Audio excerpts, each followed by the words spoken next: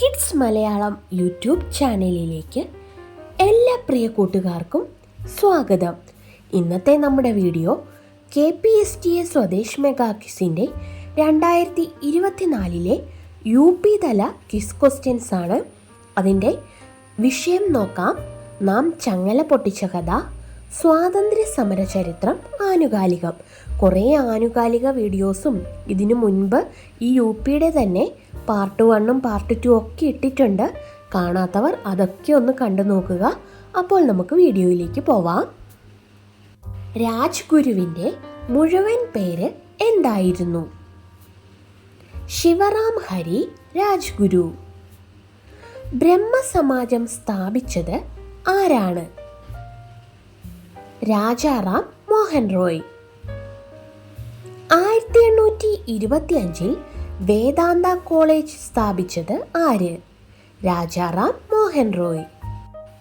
1889 തൻ്റെ ഉപദേഷ്ടാവും സാമൂഹിക പരിഷ്കർത്താവുമായ MG റാനഡയുടെ പ്രചോദനത്താൽ INCയിൽ ചേർന്ന സാമൂഹിക പരിഷ്കർത്താവ് ആരാണ്? ഗോപാലകൃഷ്ണ ഗോഖലെ. 1905 ഇന്ത്യക്കാർക്ക് വിദ്യാഭ്യാസം വ്യാപിപ്പിക്കുന്നതിനായി സർവൻസ് ഓഫ് ഇന്ത്യ സൊസൈറ്റി സ്ഥാപിച്ചത് ആര്? ഗോപാലകൃഷ്ണ ഗോഖലെ.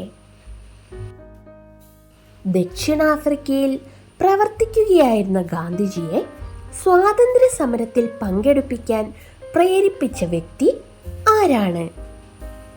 ഗോപാലകൃഷ്ണ ഗോഖലെ. INCയുടെ രൂപീകരണത്തെ സേഫ്റ്റ് വാൾവ് തിയറി എന്ന് വിശേഷിപ്പിച്ചത് ആര്? ലാല ലജ്പത് റായ്. മിതവാദികളും തീവ്രവാദികളും രണ്ടായി വേർതിരിഞ്ഞ INC സമ്മേളനം ഏത്? 1907 സൂററ്റ് സമ്മേളനം. INCയുടെയും ഹിന്ദു മഹാസഭയുടെയും പ്രസിഡന്റായ ഏക വ്യക്തി ആരാണ്? മദൻ മോഹൻ മാളവ്യ. INCയെ യാചകരുടെ സംഘടന എന്ന് വിശേഷിപ്പിച്ചത് ആരാണ്? അരബിന്ദ ഘോഷ്. പ്രമേയത്തിലൂടെ പുറത്താക്കപ്പെട്ട ആദ്യത്തെ INC പ്രസിഡന്റ് ആരായിരുന്നു? സീതാറാം കേസരി. ഒന്നാം സ്വാതന്ത്ര്യ സമരത്തെ ആസ്പദമാക്കി അമൃതം തേടി എന്ന കൃതി രചിച്ചത് ആര്? മലയാറ്റൂർ രാമകൃഷ്ണൻ. ബംഗാൾ വിഭജന സമയത്തെ ഇന്ത്യയുടെ സെക്രട്ടറി ആരായിരുന്നു? ലോർഡ് ബോഡ്രിക്. ബംഗാൾ വിഭജന കാലത്ത് ടാഗോർ രചിച്ച കവിത ഏതാണ്? അമർ സോനാർ ബംഗ്ല. 20ാം നൂറ്റാണ്ടിൽ കേരളത്തിൽ നടന്ന സമരങ്ങളിൽ ഏറ്റവും അധികം അഖിലേന്ത്യാ ശ്രദ്ധ നേടിയ സമരമായി അറിയപ്പെടുന്നത് ഏത്? വൈക്കം സത്യാഗ്രഹം. അയിത്തോച്ചാടന നടപടികൾ ആസൂത്രണം ചെയ്യാൻ കേരള പ്രദേശ് കോൺഗ്രസ് കമ്മിറ്റി 1924 ജനുവരി 24 യോഗം ചേർന്നത് എവിടെ? എറണാകുളം.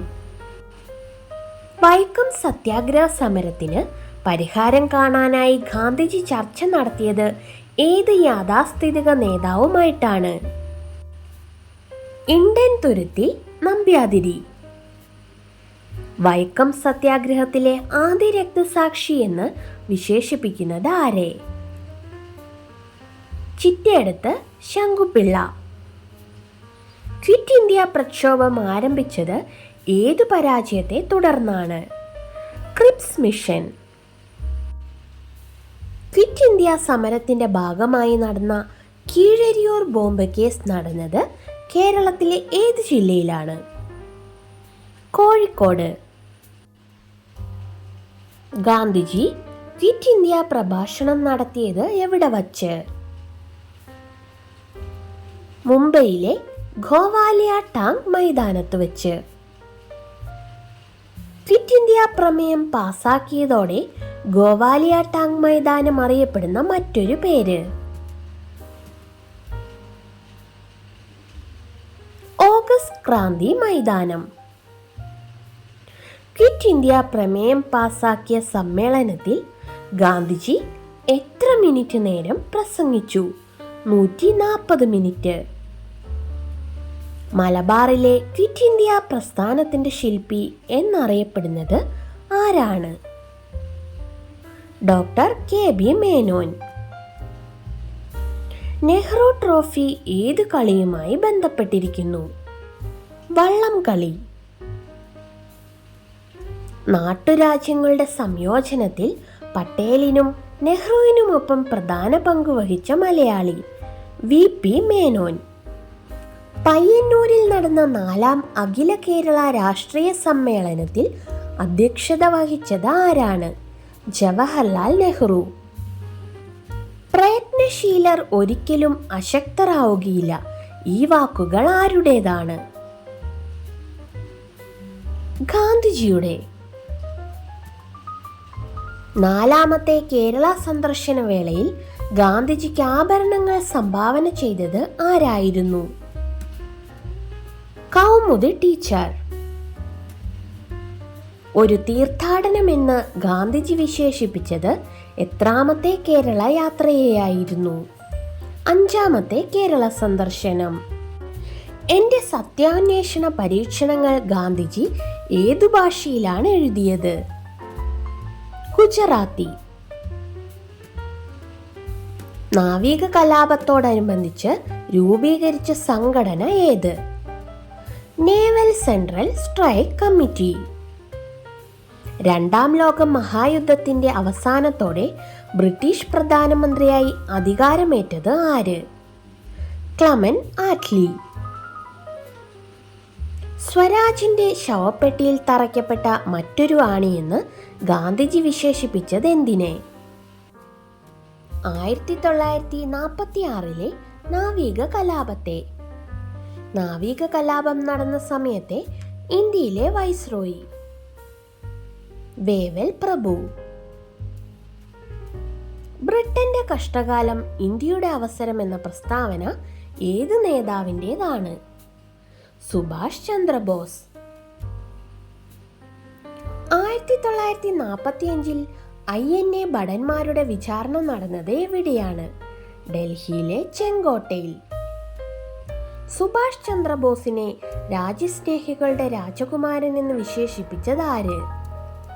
മഹാത്മാഗാന്ധി. ദേശ് നായക് എന്ന് സുഭാഷ് ചന്ദ്രബോസിനെ വിശേഷിപ്പിച്ച വ്യക്തി? രവീന്ദ്രനാഥ ടാഗോർ.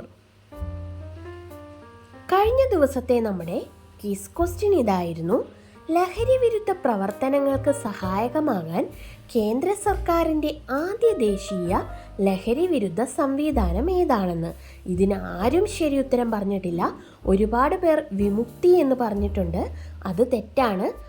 വിമുക്തി എന്നത് കേരള സർക്കാർ ആരംഭിച്ച ലഹരി വിമുക്ത പ്രചരണ പരിപാടിയാണ്.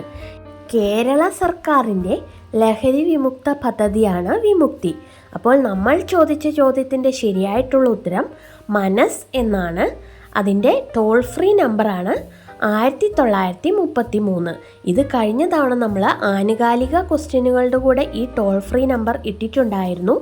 അപ്പോൾ എല്ലാവരും ഇത് തെറ്റിപ്പോകാതിരിക്കാൻ ശ്രദ്ധിക്കുക. നമ്മൾക്ക് ഇന്നത്തെ ക്വിസ് ക്വസ്റ്റ്യൻ നോക്കിയാലോ?